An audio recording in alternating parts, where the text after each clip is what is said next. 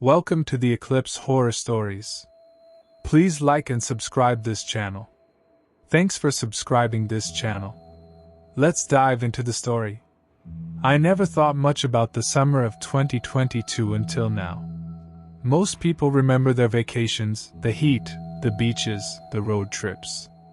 I remember a night that still creeps into my dreams, a night that started so ordinary that I almost feel stupid telling it. It was one of those evenings in Los Angeles where the air doesn't cool down even after the sun goes down. My friend Tyler and I had gone to a late showing at a small cinema in Echo Park, the kind of place that still smelled of butter and mildew no matter what movie was playing. We got out a little past midnight. The streets were quieter than usual, just the hum of cars on Sunset Boulevard and the occasional sound of a skateboard rattling down the sidewalk. Tyler had parked a couple blocks away, so we walked together, still talking about the movie. Nothing strange, just two guys heading to a car, joking around, not a care in the world. I remember laughing at something he said, and then hearing it, the sound of another set of footsteps behind us. At first I thought nothing of it. This was the city. People were always walking somewhere. But the rhythm of those footsteps matched ours a little too perfectly, as if whoever was behind us was making sure to step in time. I glanced over my shoulder. A man was there, maybe 30 feet back, wearing a baseball cap pulled low and a jacket that looked too heavy for the weather. He kept his head down, but I could feel him watching us. I nudged Tyler and muttered, "Don't look now, but we've got company." Tyler, being Tyler, turned his whole head around like an idiot. The guy didn't flinch, didn't speed up, didn't slow down. Just kept walking. We turned down another block. So did he. We crossed the street at a light. So did he. At some point I stopped laughing. My mouth had gone dry, and every instinct told me this wasn't a coincidence. Tyler tried to brush it off, saying maybe the guy lived in the same direction. But I knew better.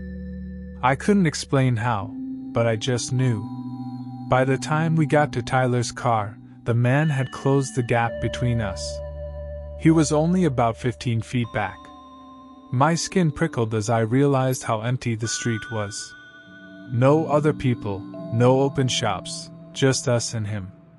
Tyler fumbled with his keys, trying to unlock the car faster, but the click of the lock seemed painfully slow.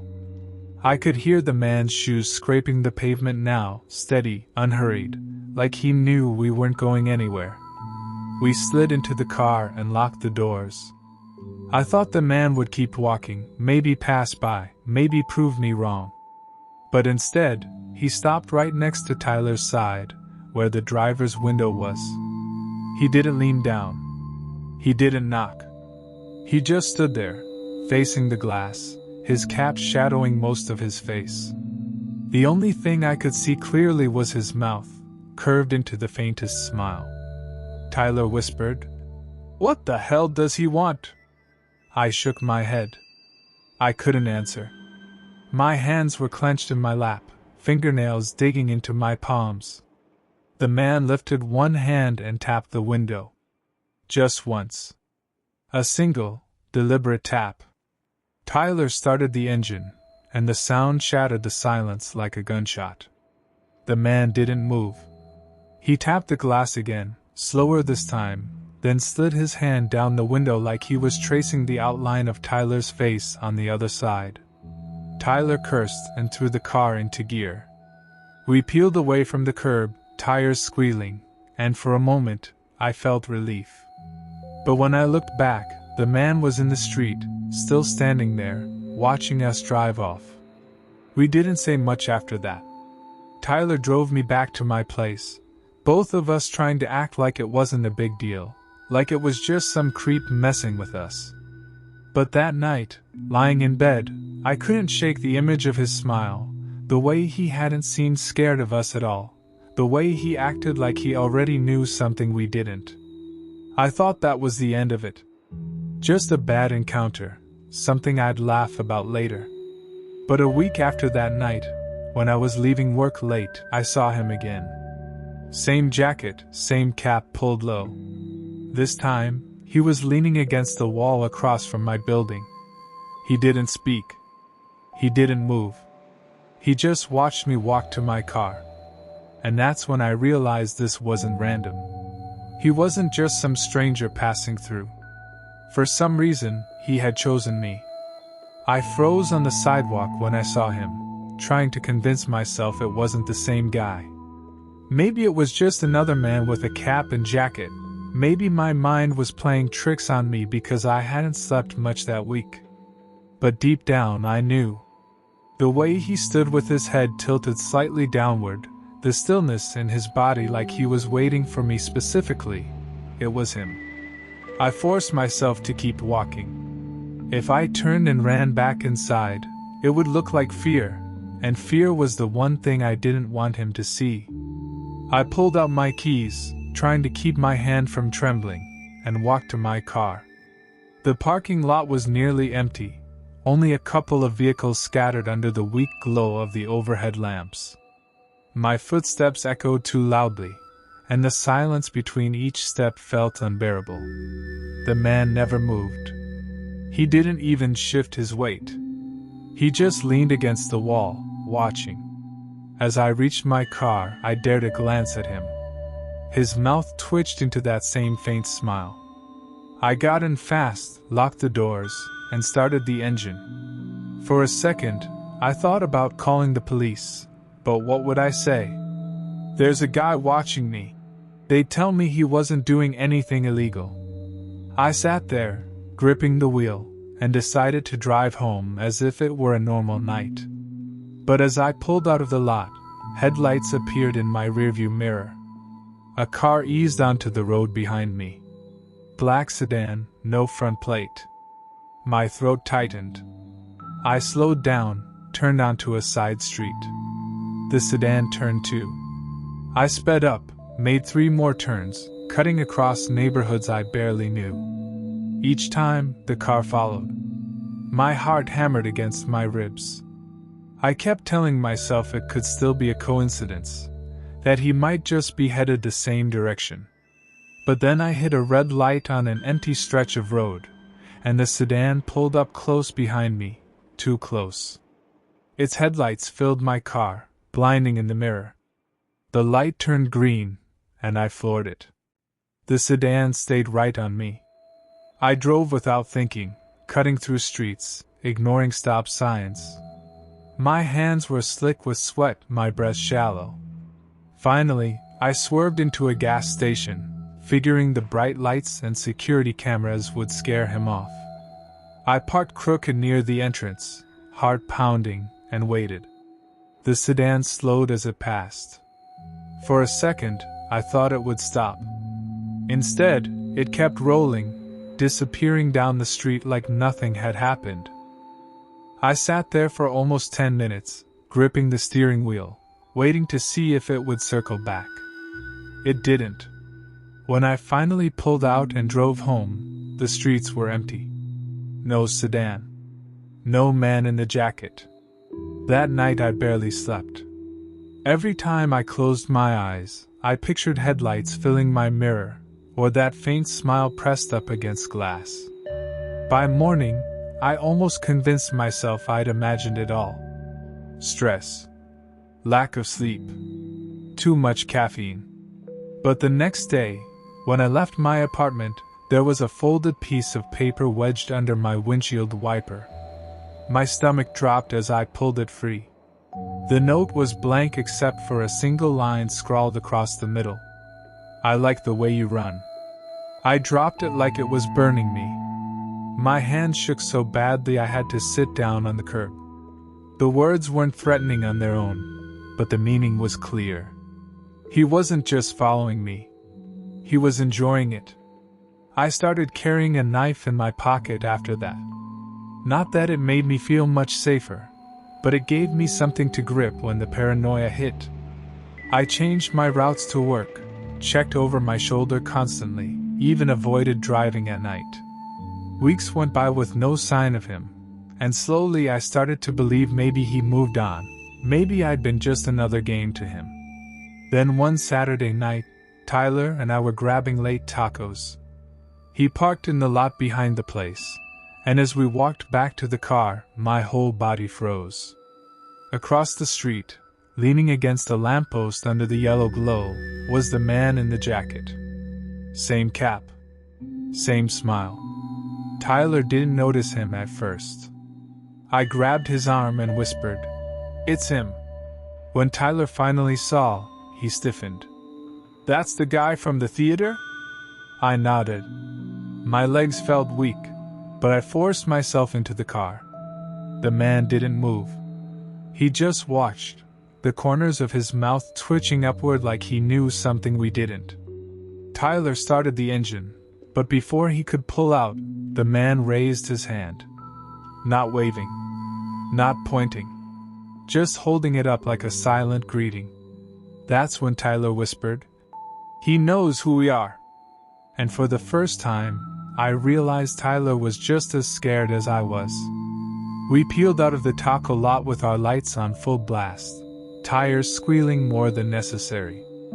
For a few blocks, neither of us spoke. Tyler kept glancing in the rearview like he expected the man to jump into our path any second. I felt ridiculous.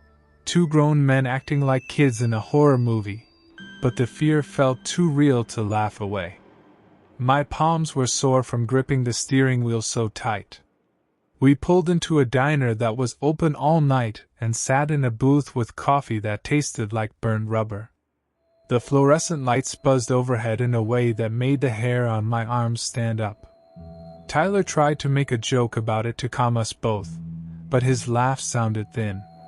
"Maybe he's just a creep who likes us," he said, eyes darting to the window. "Maybe he's harmless." I wanted to believe him. I wanted to kick the knife out of my pocket and tell myself it was all in my head. But I couldn't. Every time the diner door opened, I expected to see the jacket. We exchanged theories like men who'd suddenly become detectives. Maybe he worked the night shift somewhere nearby. Maybe he was a vagrant who'd taken an interest. Maybe, worst of all, he was someone dangerous who liked to watch people at night. The more we talked, the clearer it became that none of us had a good explanation. When we left the diner, the streets were empty and the fog was rolling in low against the curbs. We took back alleys and small roads, trying to make our path unpredictable. At one point, Tyler slowed as if to let a bus pass, and I nearly ran into the back of him because I'd been staring at the empty sidewalk ahead, half expecting the man to step out. That's when Tyler tapped my knee. He'd pulled something from his jacket, a small camera, the kind you'd use for a skateboard video. He'd been carrying it for months and, for some reason, had started filming little things at night. "Tonight," he said, "maybe it could be useful." We drove in silence for a while, the city lights passing in slow streaks. I watched the camera's tiny screen as Tyler fiddled with it, feeling a strange mix of comfort and dread. Comfort because we had a plan, however small. Dread because I realized how far this had pushed us from normal. We were planning, hiding, watching, measuring. We were living our lives around the idea that someone wanted to make us afraid. That night, when I finally got home, I locked every deadbolt and pulled a chair under the handle of my bedroom door like a kid. I lay awake until dawn, listening to the city cough itself awake. The knife sat on the nightstand like a heavy promise. I tried to imagine waking up and finding the note gone, the man gone, my life back to normal. But when morning came and sunlight leaked around the curtains, the sense of relief was temporary. I felt like I had been marked, like the world had a new rule in it that applied to me alone. A week passed, and things quieted down. No cars followed me, no notes appeared, no jacketed figure lingered in the shadows. I started to believe we'd escaped whatever this was. Tyler started booking weird little day trips, pulling me out to force me into normal life. We fished, we watched baseball games, we sat in crowded bars, and I caught myself laughing at things that used to be funny. But the edge never fully left. I checked over my shoulder in crowds, I pulled my jacket tighter, I kept the knife within reach. Then came the video. Tyler called me one afternoon, voice low, telling me to come over. He wouldn't explain more. I drove across town, heart thumping, and found him hunched in front of his laptop like a kid waiting for a prank to be revealed. He hit play and I watched our nights flicker across the screen, dash cam clips, the taco lot, the diner, until a single frame froze and my stomach dropped. There, in the reflection of a diner window, was the man. Not standing outside this time, inside, a few booths behind us, watching. His face was turned away, but the camera had caught the exact angle of the cap and the jacket. My throat closed around a sound I couldn't let out. "What if it's not just me?" I whispered. Tyler shook his head. "It's not just you," he said. "He's been around us together." Then he clicked to the next clip. This one was from a night at the park where we'd been messing around with a flashlight. The footage showed the two of us laughing, and then, for a second, something moving between the trees, too deliberate to be wind. When he zoomed in, my stomach dropped again. The jacket was the same, but the shape was off. It moved with a quiet, strange stiffness, like a puppet with one string. We sat with the video on while the afternoon sun shifted and the apartment grew long and thin with shadows. The footage gave us proof, yes, but it also changed the rules. Whoever he wasn't just a man passing through. He was patient. He waited. He watched the corners where our lives crossed. That night, Tyler and I made a decision without spelling it out. We were done running. If he wanted to watch, we'd let him, on our terms. Over the next few nights, we staged small things. We left doors slightly open, then locked them at the sound of footsteps. We walked routes with no cameras and then revisited them with a camera, comparing footage. The idea was simple: make him show himself. One evening, we sat across from a busy laundromat, sipping bad coffee, pretending not to care. We watched reflected faces in the glass, waiting. Hours passed. When I started to believe the whole thing was a prank, Tyler nudged me. "Look," he mouthed. Across the street, by a closed storefront, a shadow detached itself and moved with the same smooth, deliberate steps. He walked toward us, keeping his head down, and then stopped dead, as if sensing something in the air. We wanted to stand up, to go confront him, to tell him off and feel the fear break, but our feet felt rooted. He raised his head just enough for us to see his face, pale, not ugly, but empty like someone who'd been hollowed. For a second, our eyes met. I felt something like recognition, but it was all wrong. It wasn't the man I'd imagined in my nightmares. It was someone who'd watched too long and learned how to move without being noticed. He smiled, the same small curve he'd always worn, and then he turned and walked away. We followed at a distance, ducking down alleys, keeping to the shadows. He led us through a maze of streets until he stopped near a block of old storage units. He walked right up to the third unit, and without a key, pressed his palm against the metal. The door didn't open in the way a key would make it open. Instead, it seemed to yield, a small gap sliding aside as if the metal remembered him and wanted him in. He slipped inside and the door swung closed behind him. Tyler and I looked at each other for the first time with a real plan. We could leave and call it a night. We could go to the police with footage and notes, and the horrible sense that someone was living in a storage unit 2 blocks from us. Or we could try to watch from a safe distance, get a better look, and find out what exactly we were dealing with. Neither of us liked how close we'd let it get. But the choice felt obvious in that strange, dangerous way.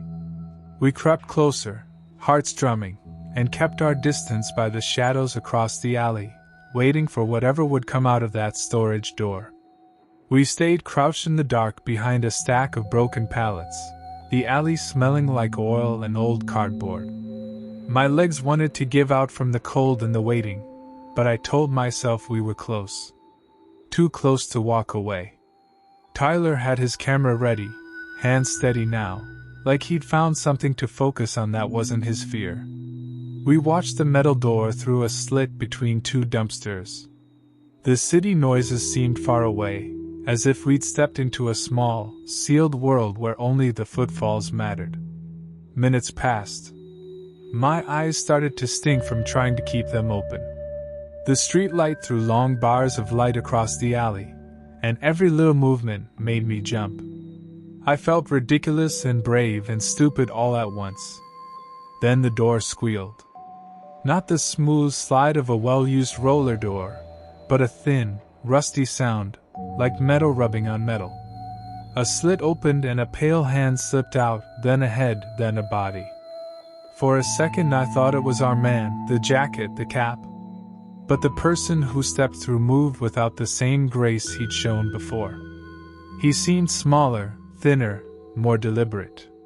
He looked around like someone who knew exactly where we were, as if he'd expected us. He didn't notice us. He walked to the far corner and pulled out a cheap folding chair. He sat and placed a small lamp on the concrete, not bright enough to light the whole unit, but enough to show a few things: boxes stacked neat, a bicycle, a tarp-covered mound that I assumed was more boxes. He opened one box and started taking out photographs, spreading them on the floor like cards. I felt Tyler shift beside me. He whispered, "No way." I leaned forward enough to see. The pictures were all of me walking out of work, me getting into my car, a photo of me and Tyler at the diner, the one from the taco lot. Then more. Close-ups I hadn't even known existed, photos from angles that meant the photographer had been very near. My skin crawled. A cold knot formed in my stomach that wasn't just fear. It was something like the sick realization that someone had been inside the private parts of my life and had taken pieces without asking. There were also Polaroids of Tyler. Shots of him sleeping on a couch, of him walking down a night street, one where he was sitting at a bus stop looking tired.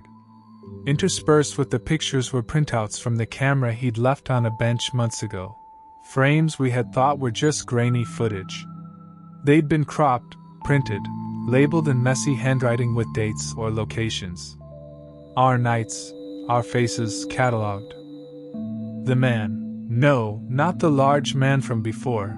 He looked up at the pile like he was checking an inventory, then reached for a box and pulled out a stack of DVDs and tiny VHS tapes. He turned them over, read whatever labels were on them, and smiled like he'd just completed a puzzle. He slid one tape into a battered VCR, and the little lamp flickered as if the power had to be coaxed. The screen on the dusty TV in the corner blinked and then filled with grainy black and white images. For a second I thought it was a static shot of the storage unit, and then the image shifted and my own face filled the screen. It was footage from weeks ago, me leaving work, me locking my bike, me getting into my car. The camera had been placed right where we were hiding now. I felt Tyler's breath on my neck. He'd leaned closer to the gap. When the figure in the unit noticed us, he didn't jump or run. He just looked straight through the slit of metal, into the dark where we crouched, and tipped his head like someone listening to a far-off sound. Then he stood up slowly and came toward the door. The motion was quiet but deliberate. He wasn't rushing. There was no need. He opened the heavy metal a sliver and peered out. For the first time, the light hit his face fully. I saw his eyes and almost dropped to the ground. They looked ordinary at first, brown, unremarkable. But as he focused them on the gap they seemed to sharpen, as if lenses clicked into place. His skin was pale in a way that made the veins show, and his mouth twitched in the smallest of smiles. He called my name. It was soft, like someone reading a page. I had not told him my name aloud in months. I hadn't told him anything about the nights we'd recorded, about the note, about the way I slept with the knife under my pillow.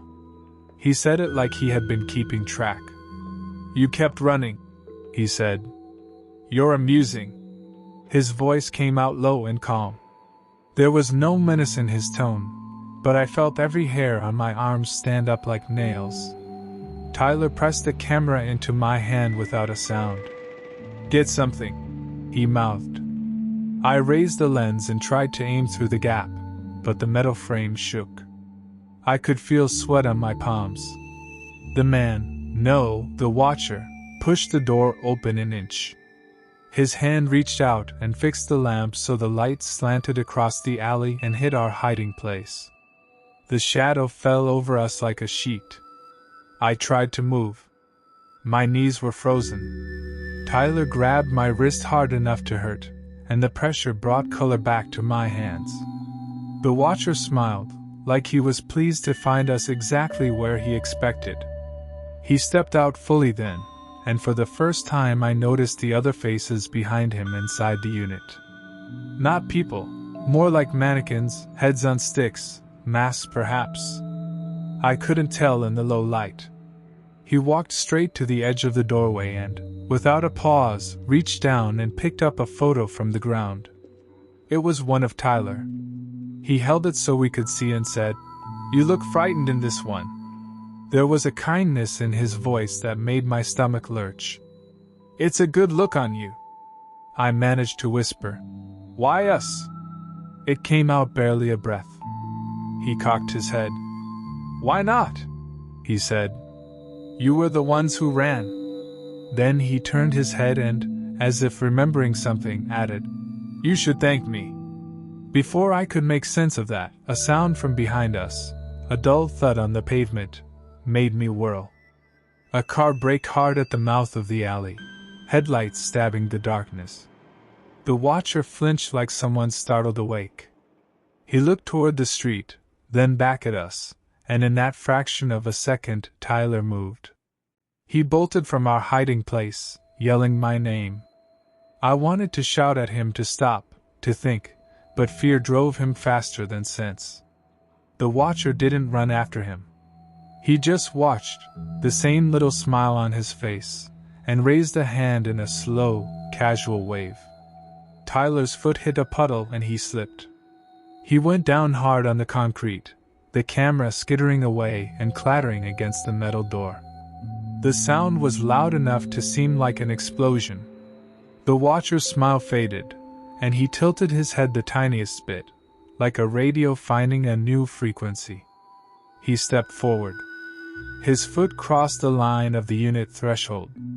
He moved like a person who had been practicing the smallest acts for a long time, each motion measured.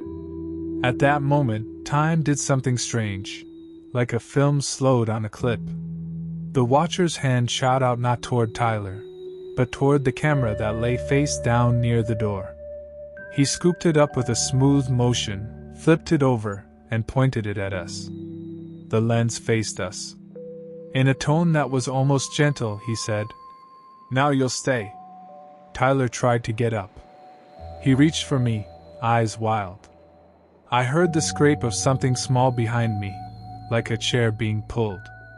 I twisted and saw, framed in the doorway, a line of faces peering in, masks or heads, it was hard to tell. They were arranged on stands, turned toward the alley like an audience. The watcher clicked the camera and the tiny red recording light winked on. Everything moved at once then. The watcher's smile opened wider, teeth too white in the lamplight, and he took a step toward us. Tyler lunged, and I grabbed his arm. The world narrowed to the sound of our breaths and the slick scrape of concrete. The watcher's voice, low and soft, said, "Don't run this time." He reached out again. This time his hand closed around something real, my sleeve. His fingers closed around my sleeve with a grip that felt colder than skin should be. I yanked back hard, expecting him to stumble, but his hand didn't move. It was as if my arm had been pinned to the fabric by something stronger than muscle. For a moment, the alley vanished around me. All I could see was his pale face tilted slightly, his smile stretched just enough to show the tops of his teeth, and his eyes, calm, steady, too steady. Tyler shouted my name and pulled at me, and the sudden jerk broke the grip. I stumbled forward and almost crashed into him. The watcher didn't chase. He lowered his hands slowly, almost with disappointment, and kept the camera trained on us. The little red light blinked. "You run," he said softly, as though speaking to himself. "That's what you do." We bolted. Our shoes slapped the pavement as we sprinted toward the headlights still idling at the mouth of the alley. My lungs burned, but I didn't dare slow. Behind us, I expected to hear his steps, fast and sharp, but there was nothing. Just silence. The car at the end of the alley revved suddenly, tires screeching as it pulled away just before we reached it. For a second, I thought it had been there to help. Instead, it vanished into the night, leaving only exhaust and the faint echo of laughter from inside. Not the watcher's laugh, someone else's. We staggered into the street, looking both ways, half blind with panic.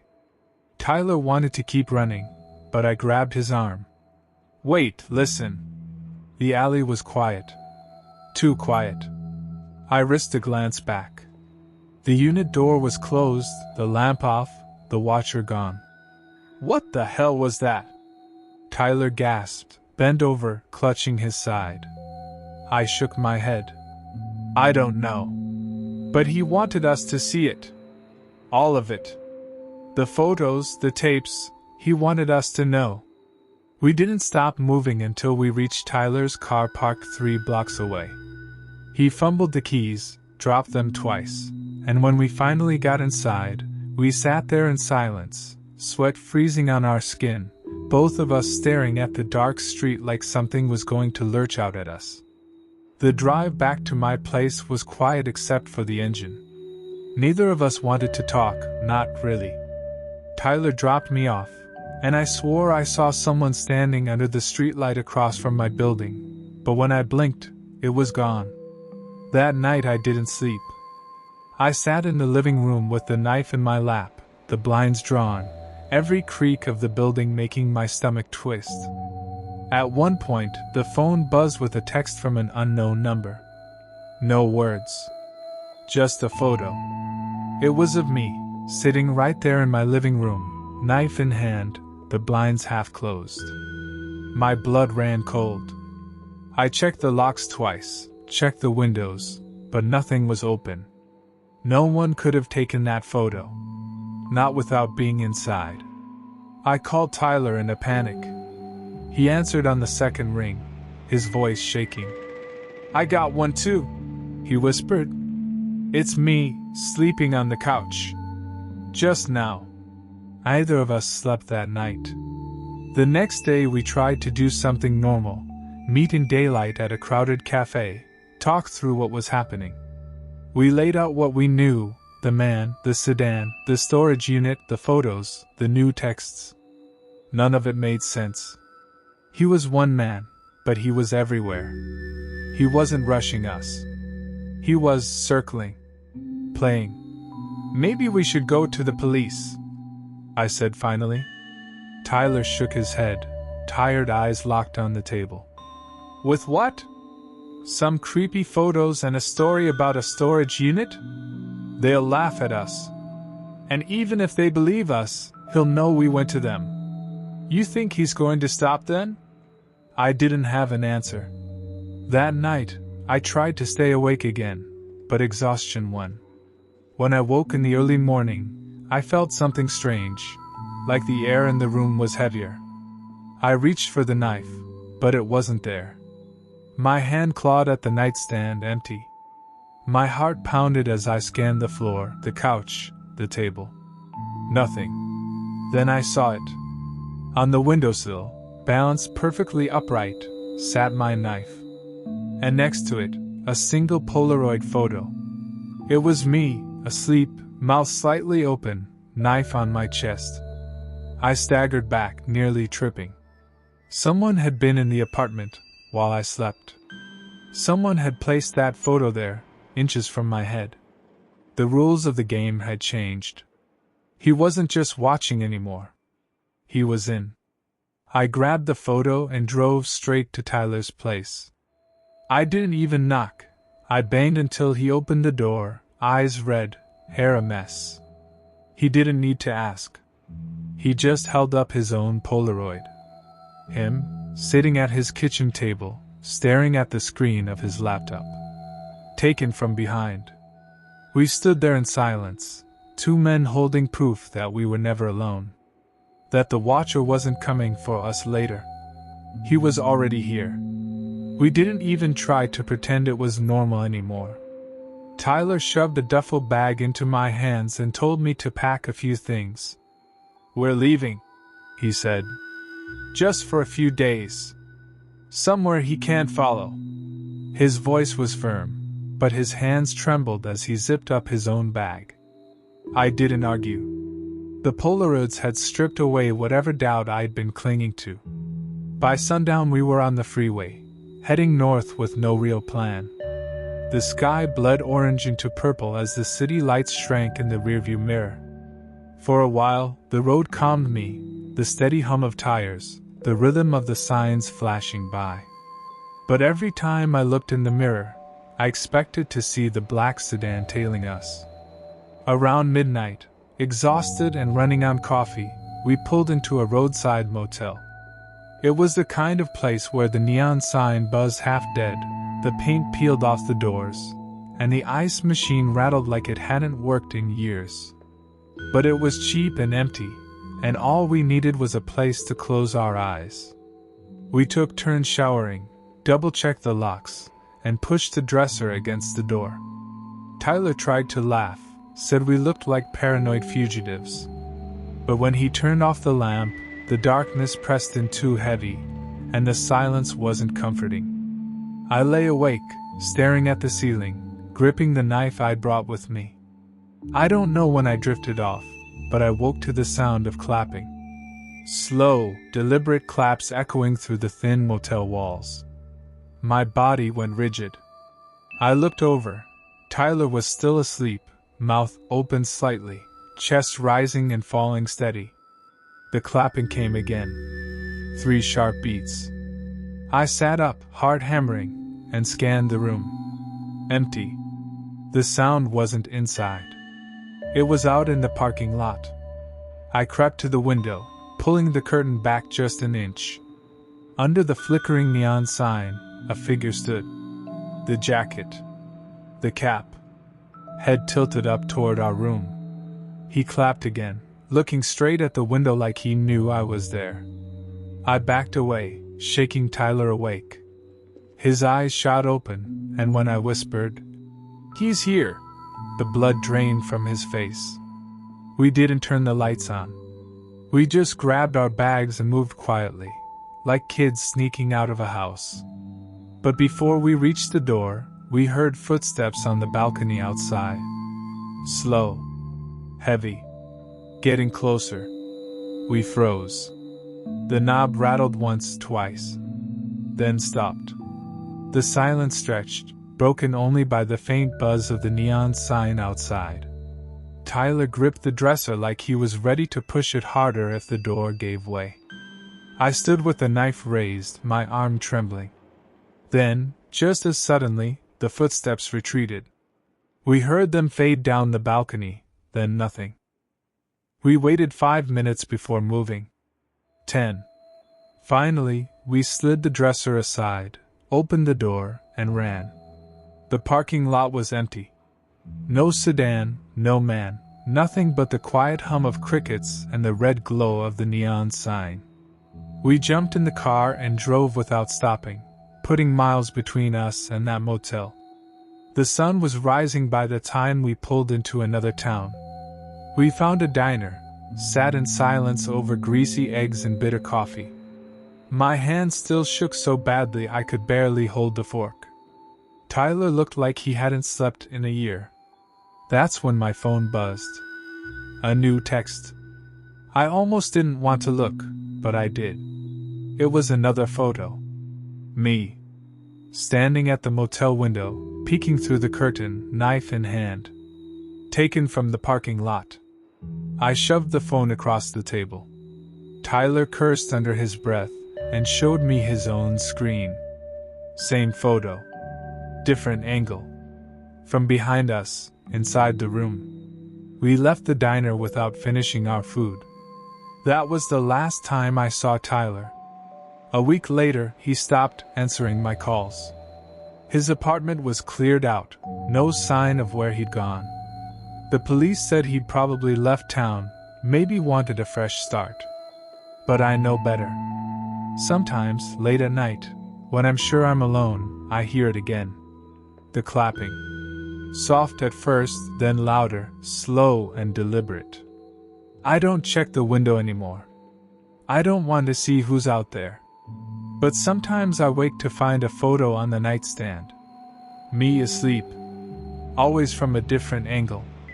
Always closer than the last one. I don't know how long this can go on. I don't know what he wants or why he chose us. All I know is this: he isn't finished. And neither am I.